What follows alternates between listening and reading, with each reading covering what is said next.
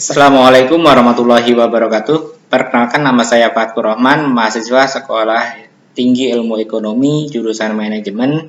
Saya di sini mewakili kelompok 13 akan mempresentasikan bisnis model kanvas yang sudah kami pilih dan buat. Namun sebelumnya akan saya perkenalkan anggota kelompok.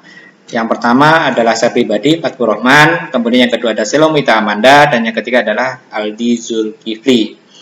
Bisnis model kanvas yang sudah kita pilih adalah Zara di Lasop, yaitu sebuah konsep toko modern di mana masyarakat bisa nyaman dan puas terhadap pelayanan daripada konsep toko yang sudah kita buat.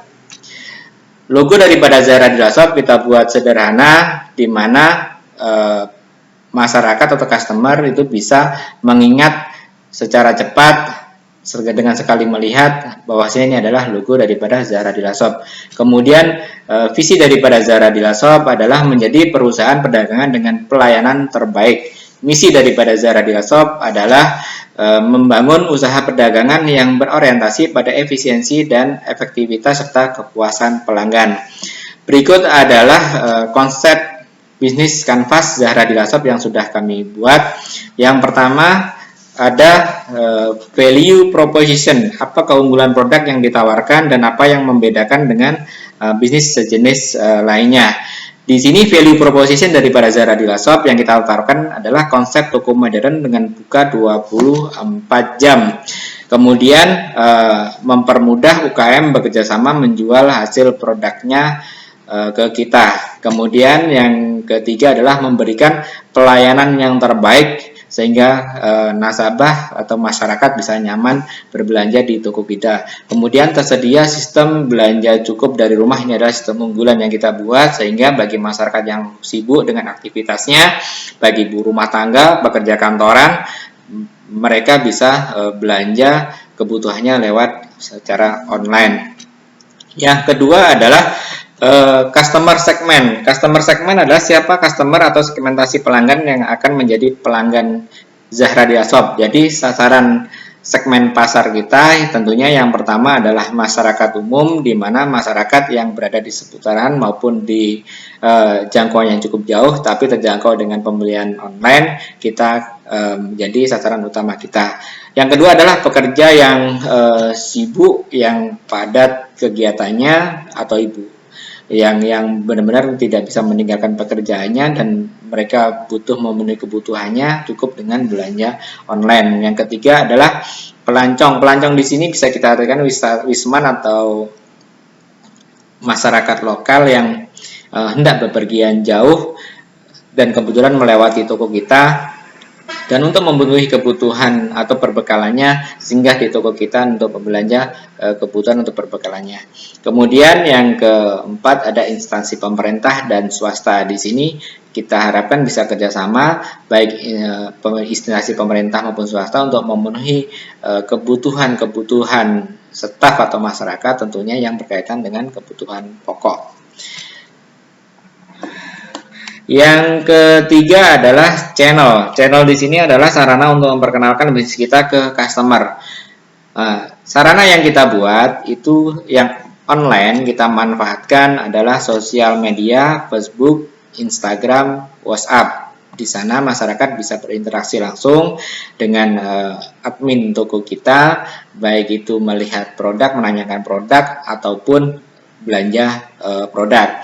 Kemudian yang offline kita buat ada papan nama sehingga masyarakat bisa gampang mengenali keberadaan toko kita. Kemudian neon box serta running text.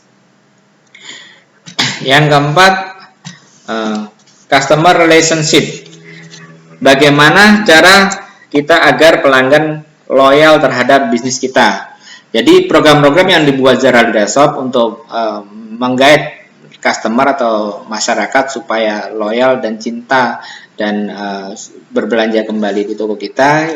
Program-program yang kita luncurkan yang pertama adalah customer member dengan pemberian diskon khusus. Yang kedua ada kupon undian door prize, ya kan, dan ini kita setiap pembelanjaan dengan nominal kelipatan tertentu mendapatkan kupon.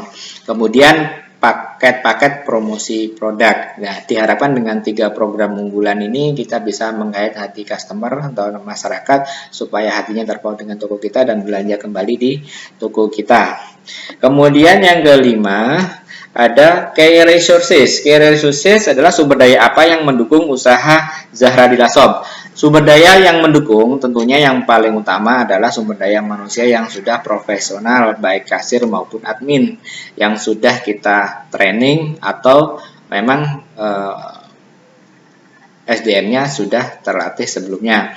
Kemudian sistem penjualan dan pembayarannya sudah mengadopsi digital. Jadi ini untuk mempermudah customer atau masyarakat dalam melakukan transaksi. Kemudian yang ketiga adalah tempat usaha yang terkonsep modern, menghadirkan suasana nyaman bagi masyarakat untuk melakukan belanja. Yang keenam ada key aktivitas, yaitu aktivitas kegiatan apa saja yang dilakukan dalam bisnis yang dijalankan oleh Zahra Dila Shop. Tentunya aktivitas yang paling utama yaitu Zahra Dila Shop buka 24 jam. Kemudian yang kedua adalah mengontrol stok, ini berfungsi untuk melihat ketersediaan stok dan melihat expired produk. Yang ketiga adalah melayani customer dengan baik. Yang keempat, update status di sosmed. Ini penting bagi kami untuk menyampaikan informasi-informasi mengenai update produk, kemudian update harga, serta informasi-informasi tentang promosi yang ada di Zahra Dila Shop. Yang kelima, improvisasi pajangan. Improvisasi pajangan ini supaya customer atau masyarakat atau pelanggan tidak bosan dengan suasana di toko kita. Yang ketujuh ada key partners, rekan kerjasama yang membantu dalam aliran bisnis Zahra Dila Shop. Tentunya yang paling utama di sini adalah distributor sebagai penyuplai barang utama, ya kan. Kemudian ada supplier barang, ini di non distributor yang biasanya adalah individu-individu yang membawa produk dan menjual ke toko kita. Kemudian yang ketiga ada UKM seputaran yang menjual produknya lewat toko kita. Kemudian yang kedelapan ada cost structure, biaya apa saja yang dikeluarkan. Tentunya biaya-biaya yang paling utama adalah biaya tempat, baik sewa maupun beli. Kemudian yang kedua adalah renovasi sesuai konsep yang sudah kita buat. Yang ketiga adalah pembelian produk di awal. Ini untuk kerjasama pertama kali dengan distributor, supplier maupun UKM, biasanya kita melakukan pembelian produknya secara cash di awal. Kemudian yang ketiga adalah biaya operasional. Biaya operasional di sini tentunya perlu kita siapkan paling tidak untuk biaya operasional selama 1 tahun. Kemudian yang terakhir adalah revenue streams. Revenue stream adalah pendapatan yang didapat dari bisnis ini. Tentunya pendapatan yang utama adalah dari penjualan produk. Yang kedua dari penyewaan tempat pajangan. Di sini biasanya distributor untuk memajang produknya secara khusus di rak khusus itu melakukan penyewaan baik per bulan maupun per tahun. Kemudian yang ketiga penyewaan stand depan toko. Jadi depan toko kita buat stand-stand khusus, kita kasih kesempatan UKM untuk menjual produknya secara langsung terhadap konsumen.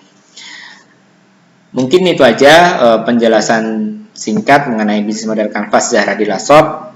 Saya Fatkur Rahman selalu wakil dari kelompok 13 meminta maaf apabila penyampaian saya ada yang salah dan mudah-mudahan informasi yang saya berikan bermanfaat. Terima kasih. Akhirul kalam. Assalamualaikum warahmatullahi wabarakatuh.